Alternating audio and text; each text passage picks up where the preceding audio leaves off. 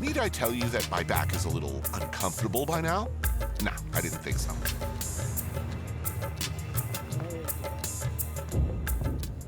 Are there any poisonous snakes out here, Kaito? No. Normally, poison snake is in a dry. Water snake, not poison. I read that in a Boy Scout manual. We pick our way upriver for about an hour, stopping frequently to clear the propellers, which become fouled with vegetation. So nice. Then we stop. A net is strung across the water. One boat goes ahead to lay out a second net, effectively penning in whatever's lurking under there.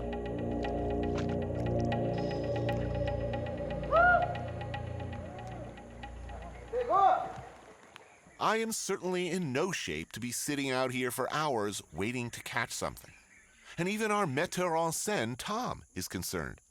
Note the glassy 9-mile stare, the growing uncertainty that he's going straight back to MILFbusters 7 after this shoot. Look.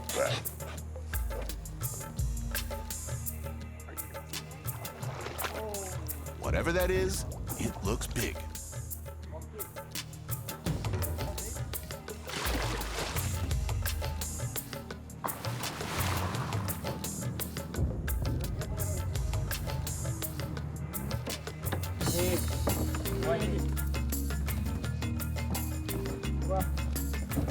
Wrestling these giant, slimy, prehistoric fish is a tough fight, even for seasoned experts.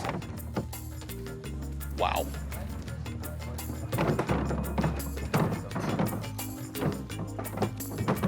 Not one, but two enormous fish.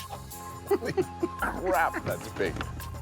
Still small by Pirarucu standards, but the biggest damn things I ever saw hauled onto a boat on this show. The smaller one has been chewed up by the fight with the net. The larger one, no. So we let the big guy free. Most successful fishing scene ever. Fish safely in the boat, it's time to head back to the ranch and barbecue.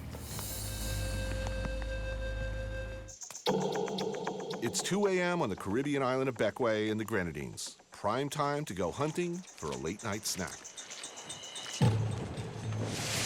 So what we gotta do, Tony, we gotta start putting the torch on and start searching the trees. The manitou is actually an opossum, a nocturnal marsupial animal. You can only get them at night by spotting them with flashlights. We're gonna go straight to the fruit tree. You look up in the trees for the reflection from their beady little eyes, and then basically harpoon them.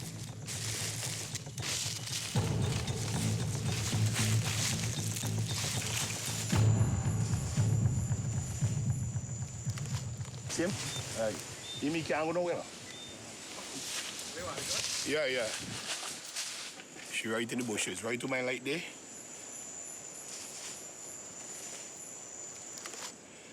What? Somebody go that side, and somebody will go on that side. Right? Hey. You see that? You see it? Yeah, once you can, right? Once you can, right? See how far up he is? Up.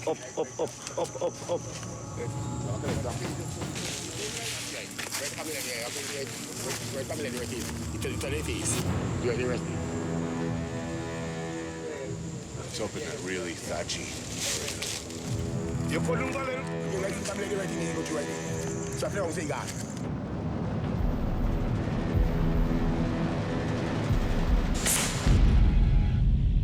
And here he comes.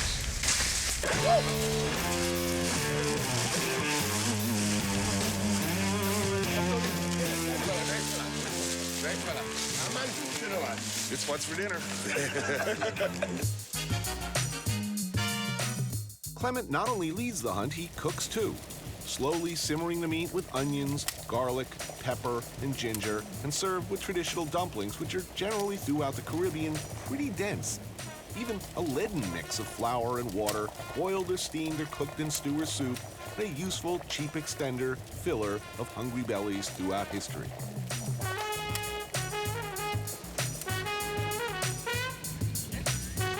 That's delicious. These guys get together most weekends to hunt down and cook up manikou. It's tradition, an excuse to hang out, just be manly. Manliness in Bekwai is how well one can handle One for you the strong rum, as they call it. and one for me. Cheers. Cheers. Up and over. It's basically overproof local rum. Yeah. They're really proud of it round here, and there's no saying no. Yeah. That keep the body warm. Yes, I feel strangely warmer. Yeah, man.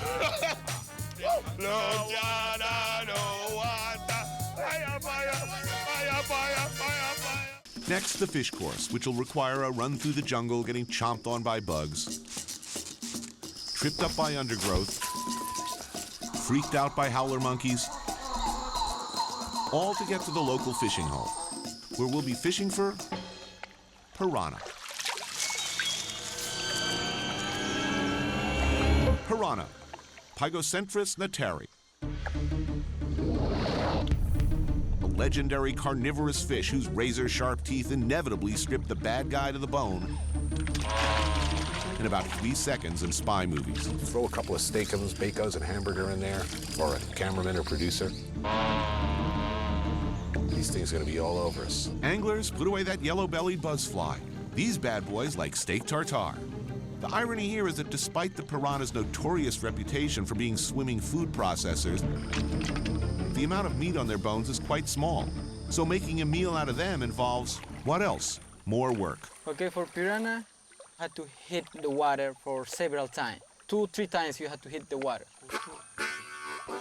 This attracts the piranha to prey, as well as demonstrates my legendary angling skills.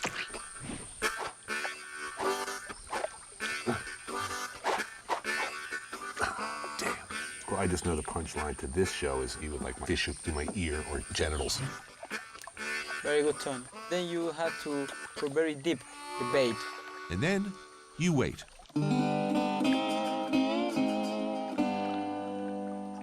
As the day wears on, I realize this is a difficult lifestyle. Pedro and Rodolfo catch fish occasionally. Me, nothing. We're hungry. And the bugs are relentless. And it's hot, very hot. And they tell me there's only one way to cool off.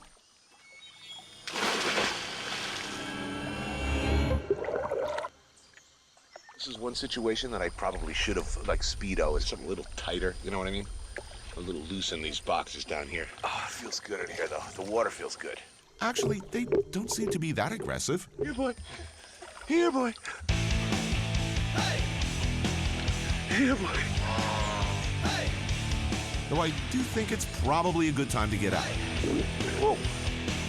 We may not have a trophy catch, but along with the yucca, we have the makings of a pretty typical meal for these parts. Time to hit town. Welcome to the town of Infierno, which, strangely enough, means hell. But it also means the first cold beer I've had in 3 days. And a well-deserved one at that. A nature walk is probably the worst thing for me right now. But that creepy-ass noise coming out of the jungle is strangely inviting. So I decide to take an ill-advised walk over rotting, slippery walkway through the jungle.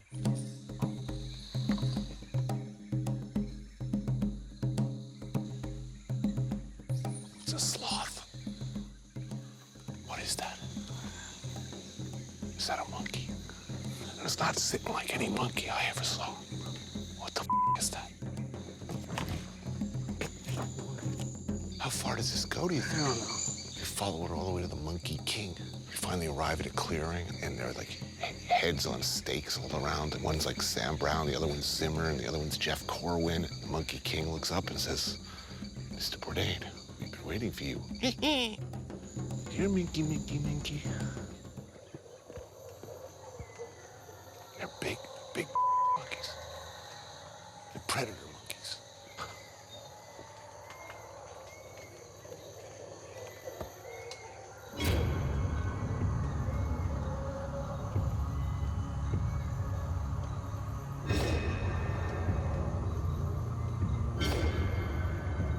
They may look like gentle, fruit-eating monkeys, but I'm pretty convinced one of these things is gonna suddenly land on my head and start humping my ear hole with its sharp, furry penis. So I'm a little uncomfortable. And the drugs are wearing off. Had quite enough monkey madness, thank you. Where are we going, Tony? Hell if I know. Something about a cave.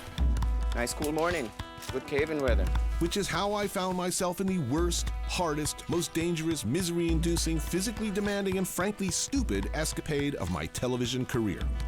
Beaten path? How about heat-stroke-inducing hump up and down muddy jungle hills? I yearned for a beaten path. Any freaking path. My legs are killing me, and my heart is pounding out of my chest. I had imagined our guides Jan and Stefan from the Jamaican Caves organization to be more the brawny, heavy on the safety equipment adventure tourism type. So, Tony, how you feel about going into this cave? Little trepidation? I think I'm okay with it. It's an extremely wild and natural cave. Oh, excellent. I'm not too concerned. Good. Looking back, this is like that moment in the horror movie where the character goes, "What could possibly go wrong?" Our trail gets slippery here again, guys. Yeah, hang on to trees whenever possible, but watch for ones with big spikes coming out of it. The footing is unbelievable. We're nowhere near the cave and we're already swimming in mud and sweat. You okay? Yeah, man, I'm cool. And the terrain just gets more and more hairy. Yeah. Careful, Tony, it's really slippery. I should tell you, by the way, that I'm still at this point expecting like a cave with guardrails or maybe a gift shop. But no, I'm ready to stroke out. The effort of the hike, the heat and humidity, it's hard on me. I'm freaking middle-aged, for God's sake. Heads up when you come through bamboo. It has a tendency to poke you in the eye, and it's very painful. Jungle and mountains, not enough? How about the cross the river part? There are two ways to cross the river on a log. There's a safe way, straddling the log and slowly making your way over. And then the not-so-safe way. Have I mentioned, by the way, and I'm not lying, that our guides advised against even dipping a hand in this water, as it's the toxic runoff from a nearby rum factory?